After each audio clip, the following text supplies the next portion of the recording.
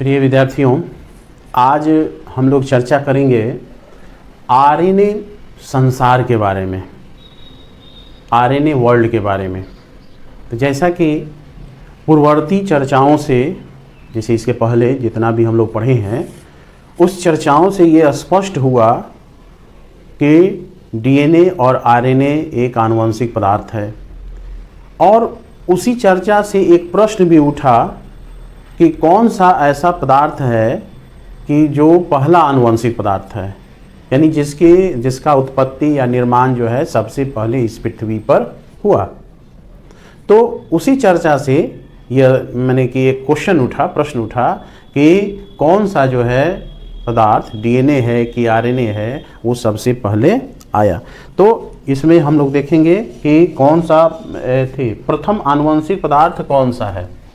प्रथम आनुवंशिक पदार्थ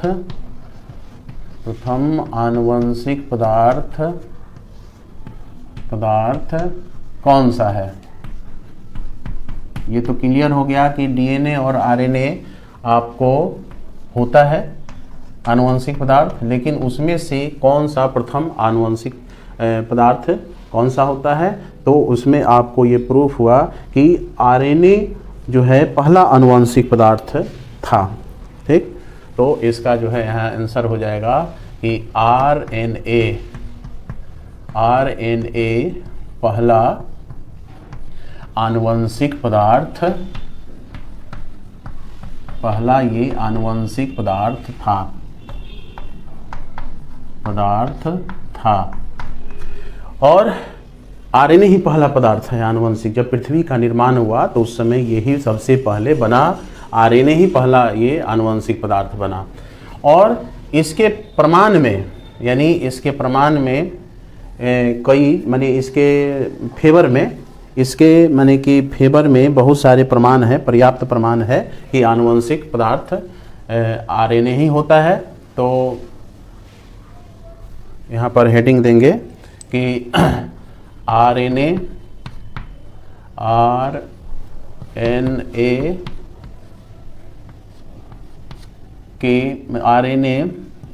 एक आनुवंशिक पदार्थ है, एक आनुवंशिक पदार्थ है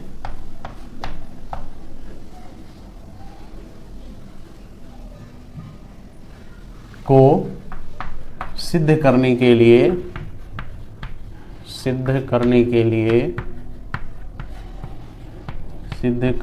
लिए क्या है कि कई प्रमाण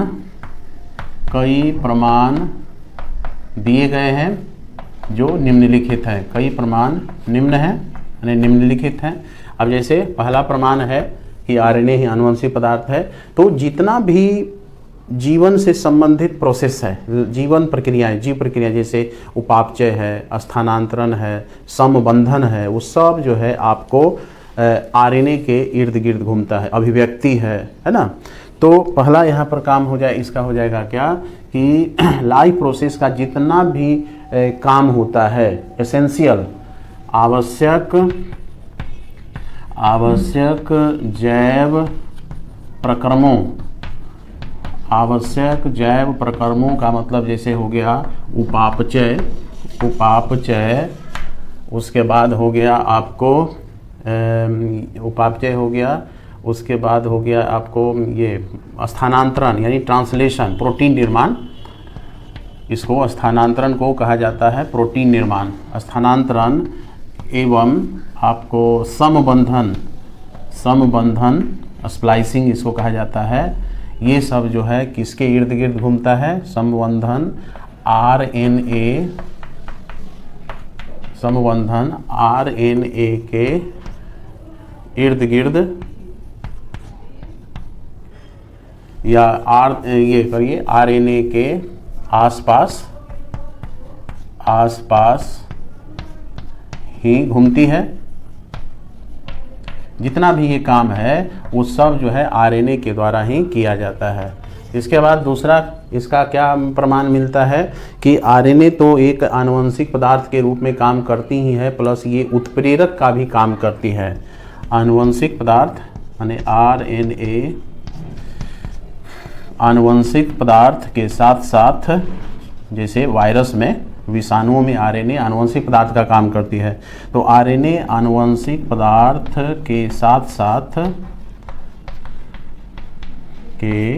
साथ क्या काम करती है? उत्प्रेरक का भी काम करती है, साथ साथ उत्प्रेरक का भी कार्य करती है, उत्प्रेरक का भी ये कार्य करती है। इसके बाद है थर्ड काम, इसका क्या है? थर्ड काम हो गया आरएनए का थर्ड काम कि बहुत सारे ऐसे रिएक्शंस हैं, बायोकेमिकल रिएक्शन, जैव रासायनिक जो प्रतिक्रियाएं होती है, उसको कैटेलाइज करने के लिए, उसको उत्प्रेरित करने के लिए आरएनए माने कि कैटेलिस्ट का ज़रूरत पड़ता है, न कि प्रोटीन कैटेलिस्ट का। बहुत सारे ऐसे हैं, जैसे कि आपको कैरियर मॉलिक्यूल है, को इंजाइम्स हैं, या आपको राइबो न्यूक्लियो जो टाइड्स होते हैं, राइबोजाइम, ये सब क्या करते हैं? उस रिएक्शन को करते हैं, लेकिन उसमें प्रोटीन की भूमिका, प्रोटीन जो उत्प्रेरक होते हैं उसकी भूमिका नहीं रहती है। तो यहाँ पर कह सकते हैं कि कुछ ये बायोकेमिकल यानी जीव रासायनिक, कुछ जीव रासायनिक जो प्रतिक्रियाएं होती है, प्रतिक्रियाएं जो होती है वह आपको किसके द्वारा होता है? प्रतिक्रियाएं आरएनए उत्प्रेरकों, माने उसमें आरएनए उत्प्रेरक भाग लेता है, आरएनए उत्प्रेरकों द्वारा होता है, न कि प्रोटीन के द्वारा। प्रोटीन भी जो एंजाइम बनाता है, तो यहाँ पर आरएनए एंजाइम काम करता है, न कि प्रोटीन उत्प्रेरकों के द्वारा। तो ये सब आप जो है ये आपका आरएनए संसार है, उत्प्रेरकों के द्वारा होता है, और आरएनए ही प्रथम आनुवंशिक पदार्थ है, तो उसको सिद्ध करने के लिए ये सब प्रमाण है, 3 प्रमाण दिया गया है। अब कहता है कि आरएनए के बाद क्या हुआ, डीएनए कब आया? तो सबसे पहले अब हम लोग देखते हैं कि आरएनए का उद्भव, कब आरएनए बना। आरएनए का उद्भव, इवोल्यूशन या विकास, उद्भव एवं विकास। तो आरएनए कब बना? तो जब पृथ्वी का निर्माण हुआ, उसी समय इस पृथ्वी पर बहुत सारे हानिकारक जो रेडिएशंस थे, विकिरण, उसके बाद जो ये थंडर होता है, इलेक्ट्रिक माने स्टॉर्म्स, उसके बाद जो एडवर्स क्लाइमेट था, तापमान बहुत अधिक था, उसी समय ये आरएनए का निर्माण हुआ। लेकिन ये आरएनए बहुत जल्दी नष्ट हो जाते थे, और नष्ट होने के कारण वो किसी भी जीवन का विकास नहीं कर पा रहे थे, जिसके कारण धीरे धीरे अब इसमें डबल स्ट्रैंड का निर्माण होने लगा। देखे हैं पिछले वीडियो में कि कोई भी आनुवंशिक पदार्थ कहलाने के लिए उसका अस्थायित्व होना जरूरी है, यानी उसका, जैसे कि आरएनए तो एक स्ट्रैंड का होता है, एक कड़ी का होता है, और डीएनए डबल स्ट्रैंड का। तो धीरे धीरे अस्थायित्व बनाने के लिए ये आरएनए में कुछ रासायनिक रूपांतरण हुआ, कुछ रासायनिक बदलाव हुआ, जिसमें राइबोज को हटा करके डीऑक्सीराइबोज डाला गया, क्योंकि राइबोज जो है वो जल्दी रिएक्ट कर जाता है, और थायमिन को लाया गया, यानी यूरेसिल था आरएनए में, तो यूरेसिल को हटा के थायमिन को लाया गया, जिसके कारण थायमिन जो है वो अस्थायित्व को बरकरार रखने लगा। तब जा कर के डीएनए का निर्माण हुआ। तो यहाँ पर इसमें हम लोग देखेंगे आरएनए का उद्भव विकास में कि आरएनए की उत्पत्ति कब हुई। आरएनए की उत्पत्ति उस समय हुई जब उत्पत्ति उस समय हुई जब पृथ्वी पर हानिकारक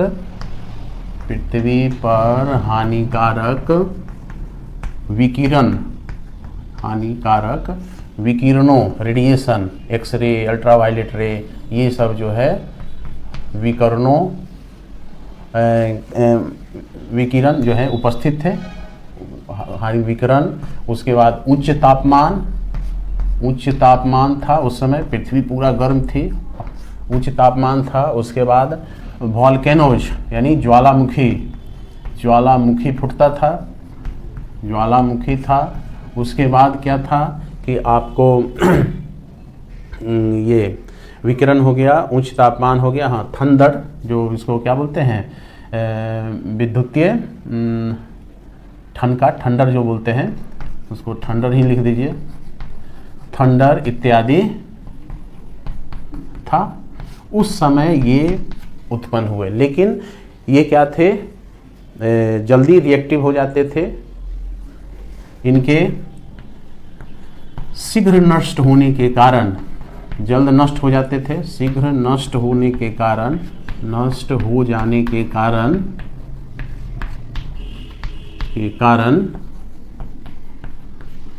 जीवन का विकास नहीं हो पा रहा था, जीवन का विकास नहीं हो पा रहा था, नहीं हो पा रहा था। तब जाकर के क्या हुआ कि तत्पश्चात, उसके बाद जो है इस आरएनए में, तत्पश्चात आरएनए में रासायनिक बदलाव हुआ, कुछ बदलाव हुआ इसमें, कुछ रासायनिक माने बदलाव हुआ, परिवर्तन। तत्पश्चात आरएनए में रासायनिक परिवर्तनों, अब जैसे रासायनिक परिवर्तन में क्या हुआ कि क्या था, राइबोज जो शर्करा था, राइबोज के स्थान पर किसको लाया गया, डीऑक्सी राइबोज को, एवं यूरेसिल के स्थान पर, इससे बहुत ऑब्जेक्टिव क्वेश्चन पूछता है, यूरेसिल के स्थान पर किसको लाया गया, थाइमिन को लाया गया, जिसके कारण डीएनए में अस्थायित्व आ गया। थाइमिन परिवर्तनों, रासायनिक परिवर्तनों के कारण, उसी के कारण क्या हुआ कि डीएनए का निर्माण हुआ। तो यही सब जो है आपको डीएनए का निर्माण का कारण हुआ। डीएनए पहला हो गया क्या, आरएनए हो गया, उसके बाद उसी से डीएनए बना, और तब जा कर के डीएनए के दोनों कड़ियों का निर्माण हुआ। डीएनए के दो स्ट्रैंड्स, कड़ियों इसको बोलते हैं, दो कड़ियों, और उसमें किसी भी तरह का परिवर्तन नहीं हुआ, वो किसी प्रतिरोधी हो गए, अब किसी भी परिवर्तन का वो प्रतिरोधी हो गए। तो इनके दो कड़ियों के निर्माण, दो कड़ियों के निर्माण के बाद यह किसी भी परिवर्तन, अब कोई अस्थायित्व हो गया, किसी भी परिवर्तन के प्रतिरोधी हो गए, किसी भी परिवर्तन के प्रतिरोधी हो गए।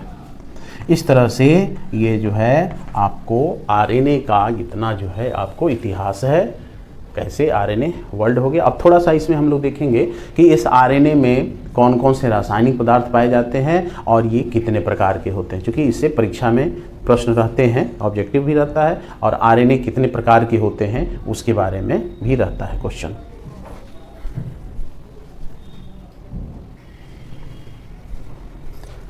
अब हम लोग को देखना है कि आरएनए का रासायनिक संगठन क्या होता है, ये किस चीज़ से बना होता है। तो आरएनए का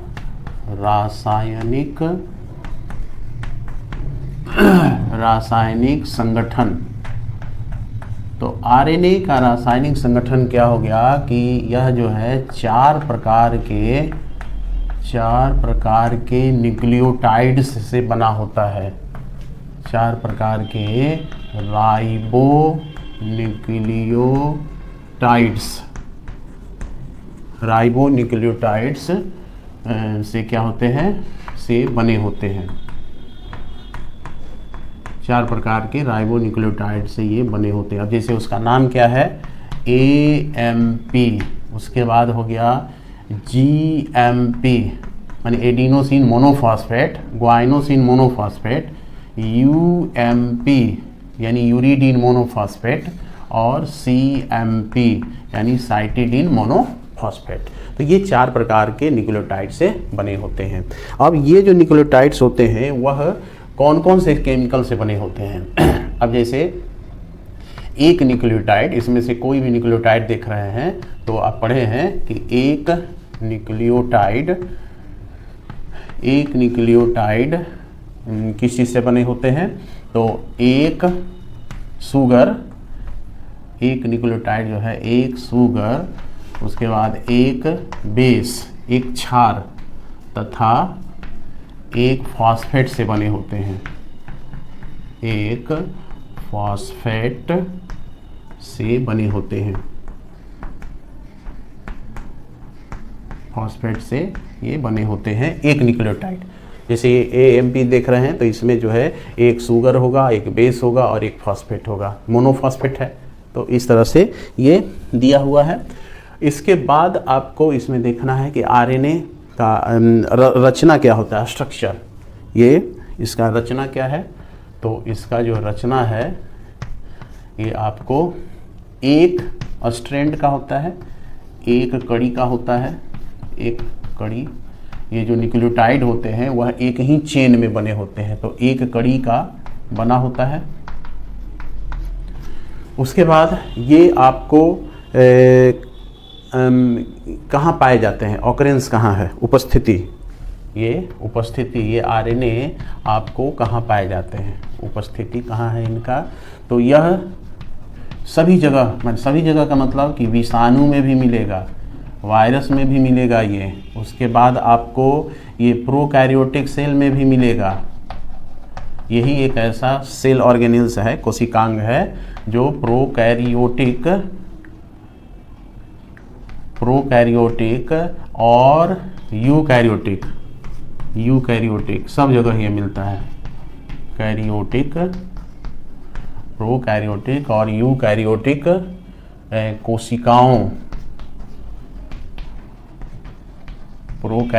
कोशिकाओं में पाए जाते हैं।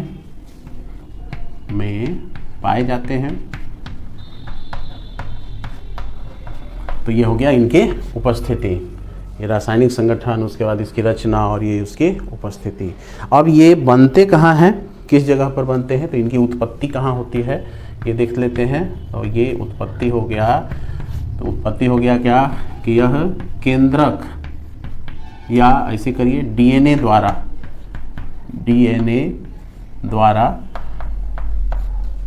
द्वारा ये क्या होते हैं कि आपको अनुलेखन क्रिया द्वारा, उसको ट्रांसक्रिप्शन कहते हैं। अनुलेखन क्रिया द्वारा बनते हैं। अनुलेखन, ट्रांसक्रिप्शन प्रोसेस अब आगे देखना है हम लोगों को। तो ये डीएनए के द्वारा जो है अनुलेखन क्रिया के द्वारा बनते हैं। और यह जो है अब कितने प्रकार के होते हैं, प्रकार हम लोग देखेंगे, आरएनए के प्रकार। इसी से क्वेश्चन रहता है आरएनए कितने प्रकार के होते हैं, उनके क्या काम है। तो आरएनए के प्रकार,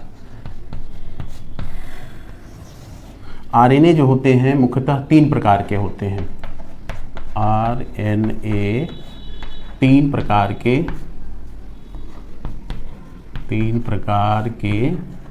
होते हैं। कौन कौन से प्रकार हैं, तो फर्स्ट प्रकार है जिसको कहा जाता है आपको आरएनए यानी इसको राइबोन्यूक्लिक एसिड कहा जाता है। आरएनए का फुल फॉर्म हो गया राइबोन्यूक्लिक एसिड। दूसरा प्रकार है जिसको एमआरएनए कहा जाता है। एमआरएनए का मतलब हो गया मैसेंजर मैसेंजर आरएनए हो गया। हिंदी में इसको संदेशवाहक आरएनए भी कहा जाता है। इसको संदेशवाहक, संदेश ले जाने का काम करता है, डीएनए का संदेश, संदेशवाहक आरएनए कहा जाता है। और एक थर्ड प्रकार का आरएनए है जिसको टीआरएनए कहा जाता है। टीआरएनए को अंग्रेजी में कहते हैं ट्रांसफर आरएनए। टीआरएनए हो गया। हिंदी में इसको अंतरण आरएनए कहा जाता है। अंतरण अनुकूलक, एडेप्टर मॉलिक्यूल है अणु, ये अनुकूलक अणु यानी अंतरण आरएनए इसको कहा जाता है, आरएनए कहा जाता है। तो इस तरह से यह जो है आरएनए का प्रकार है। अब इसके बारे में थोड़ा थोड़ा हम लोग देखते हैं उसमें कि आरएनए क्या होता है। इसको हिंदी में क्या कहते हैं, राइबोसोमल आरएनए कहा जाता है। इसको संदेशवाहक आरएनए कहा जाता है और इसको अंतरण आरएनए कहा जाता है। तो अभी हम लोग देखते हैं इसका अलग से अलग अलग स्टडी करते हैं।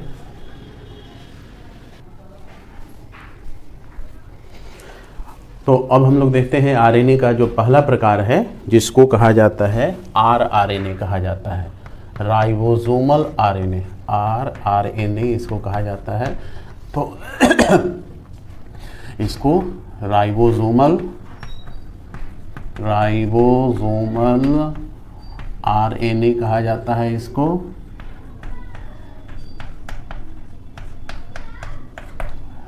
राइबोसोमल आरएनए कहा जाता है। अब इसकी खासियत क्या है राइबोसोमल आरएनए का, ये कहाँ पाया जाता है, तो यह जो है आपको यह राइबोसोम्स में पाए जाते हैं। ये राइबोसोम्स का निर्माण करते हैं, डीएनए में बनते हैं और वहाँ से निकल करके, माने कि डीएनए में ही आपको राइबोसोम्स बनते हैं न्यूक्लियोलस के अंदर और वहाँ से बन करके कोशिका में चले जाते हैं, कोशिका द्रव में चले जाते हैं या जहाँ जहाँ ये रहते हैं। तो ये राइबोसोम्स का निर्माण करते हैं, इनका यही काम है। ये प्रोटीन फैक्ट्री जो होते हैं राइबोसोम, उनका ये निर्माण करता है। उसके बाद ये आरएनए जो है जितना भी आरएनए एक सेल में पाया जाता है, एक सेल में उसका ये 70 से 80% भाग होता है। तो यह पूरे आरएनए का 70 से 80% भाग होता है। 70 से 80% ये भाग होते हैं। उसके बाद इसका स्ट्रक्चर कैसा होता है, तो ये सीधा होता है, स्ट्रेट होता है और कहीं कहीं ये फोल्डेड रह सकता है या क्वाइड रह सकता है। तो यह सीधे होते हैं एवं कहीं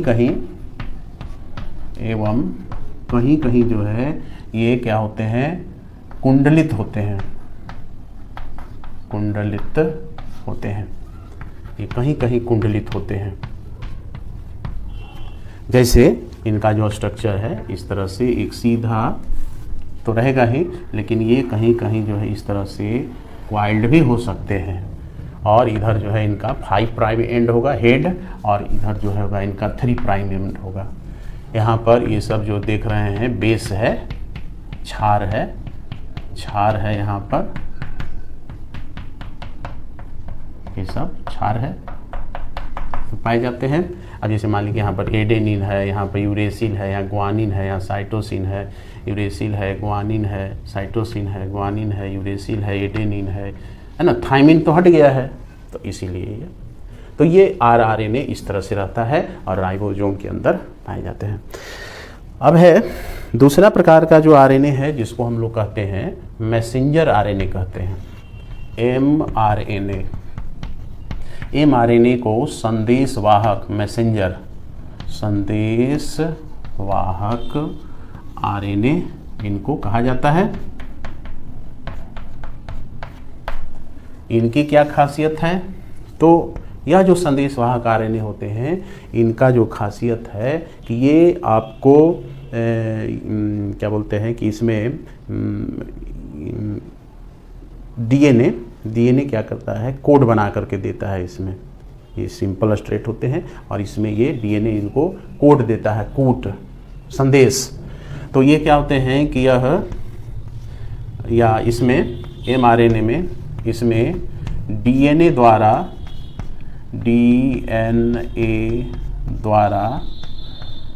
कोड निहित होता है। कूट का मतलब होता है कोडोन, आगे इसकी चर्चा आएगी कूट की। तो इस डीएनए द्वारा कूट इसमें क्या होते हैं, निहित होते हैं जिसके अनुसार ये क्या करते हैं, प्रोटीन बनाते हैं, जिसके अनुसार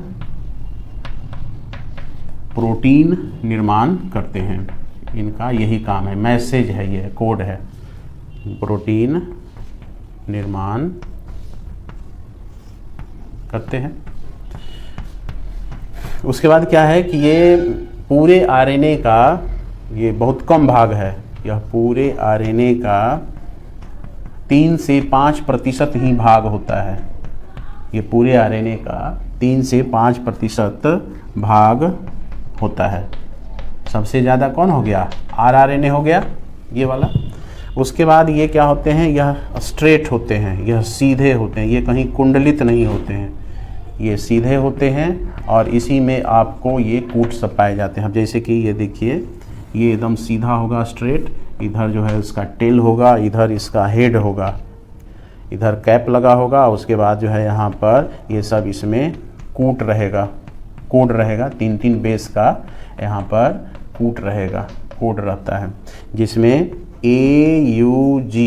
AUG से जो है ये प्रारंभन कूट कहलाएगा। ये ऑब्जेक्टिव क्वेश्चन में पूछता है, ये प्रारंभन कूट है जो कि इस मैसेंजर आरएनए में पाए, माने यहीं से कोड शुरू होता है। और अंत में यहाँ पर एक होता है समापन कूट है, टर्मिनेशन कूट कहता है। तो ये 3 होते हैं, जैसे UAA होता है या UAG होता है या UGA होता है। तो 3 में से कोई एक रहेगा और बाकी जो ये सब देख रहे हैं ये सब जो है वह कूट स्थल है, कोडोन रीजन इसको कहते हैं। यही सब जो है वास्तविक कूट है। कूट जो है 64 प्रकार के होते हैं, जो कि आगे हम लोग पढ़ेंगे। टॉपिक दिया हुआ है जेनेटिक कोड, यानी आनुवंशिक कोड का ये दिया हुआ है। तो ये इसमें क्या रहता है कि डीएनए इसी में कोड बना करके डाल देता है और यही आरएनए माने राइबोसोम्स के पास जा करके और प्रोटीन का सिंथेसिस करता है। तीसरा तरह का जो आरएनए होता है उसको कहते हैं अंतरण आरएनए या विलेय आरएनए। थर्ड टाइप का जो आरएनए है इसको टीआरएनए कहा जाता है, अंग्रेजी में इसको ट्रांसफर आरएनए कहते हैं, ट्रांसफर आरएनए, या इसी को अंतरण आरएनए, स्थानांतरण आरएनए भी कहते हैं, अंतरण आरएनए, या इसी को विलेय आरएनए भी कहा जाता है, सॉल्युबल आरएनए, विलेय आरएनए भी कहा जाता है। यानी यह साइटोप्लाज्म में आपको ये विलेय रहते हैं, टीआरएनए कहिए या इसी को एसआरएनए भी कहिए। तो ये ट्रांसफर आरएनए है। अब यह आपको जो होते हैं वो कहाँ पाए जाते हैं, ये देखिए।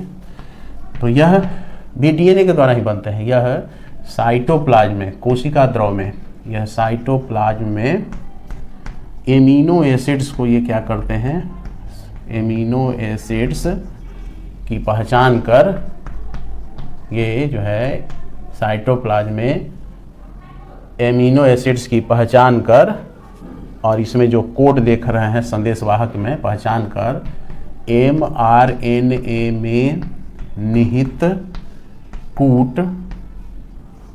कूट के अनुसार, अपने से नहीं, जो इसमें कोड होगा उसी का प्रतिकूट, इसमें निहित कूट के अनुसार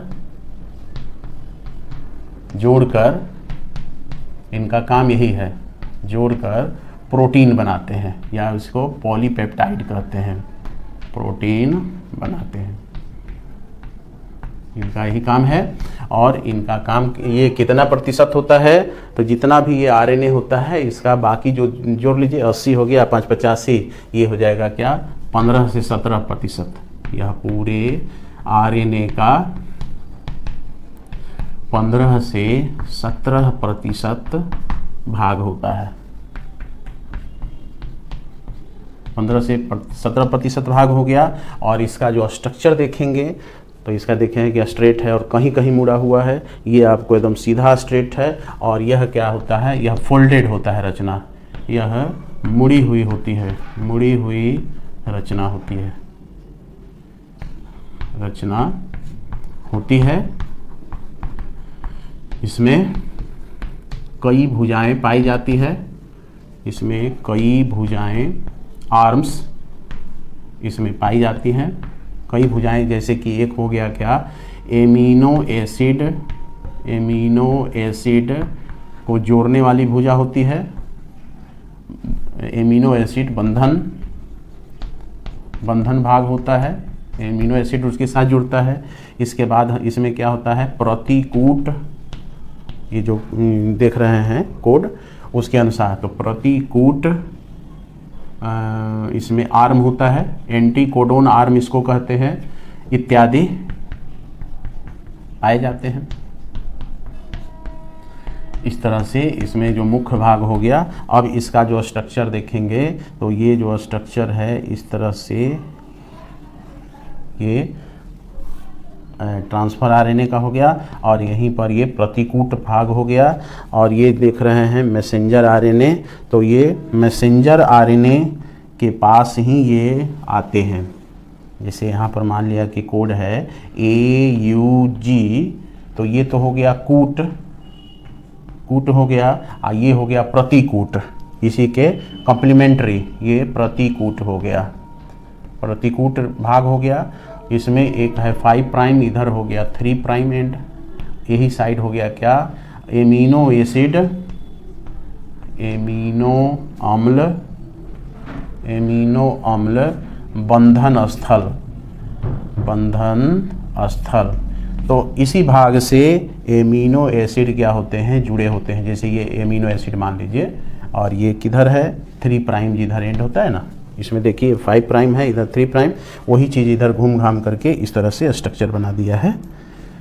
तो ये सब जो देख रहे हैं इसमें क्षार का युग्मन है, और यहाँ पर इसका प्रतिकूट हो गया। अब प्रतिकूट क्या होगा, जैसे A है तो यहाँ पर इसका प्रतिकूट हो जाएगा U हो जाएगा, यहाँ U है तो इसका प्रतिकूट हो जाएगा A हो जाएगा, G है तो यहाँ पर C हो जाएगा। तो इसी तरह से इस मैसेंजर आरएनए में जहाँ जहाँ ये कूट सब रहेंगे वहाँ वहाँ ये आपको tRNA आएंगे और आ करके एमिनो एसिड को साइटोप्लाज्म से पकड़ करके और एक साथ इसको ज्वाइंट कर देंगे, यानी अनुलेखन करेंगे, ट्रांसलेशन करेंगे। तो यह जो प्रक्रिया है आपको हम लोग देखेंगे अनुलेखन प्रक्रिया में, यही tRNA है। इसको अनुकूलक अणु कहते हैं, एडाप्टर मॉलिक्यूल, एडाप्टर माने एमिनो एसिड को ये एडाप्ट करने वाला मॉलिक्यूल है। तो यही 3 प्रकार के राइबोसोम होते हैं, जिसको 5 नंबर के क्वेश्चन में पूछा गया है या पूछा जाता है। तो इतना लिख देंगे और 5 नंबर आसानी से हासिल किए जा सकते हैं। इसमें सब चीज़ दिया हुआ है। तो यह हो गया हमारा आरएनए का संसार हो गया। अब नेक्स्ट वीडियो में हम लोग देखेंगे डीएनए के कार्य, कौन कौन से कार्य होते हैं।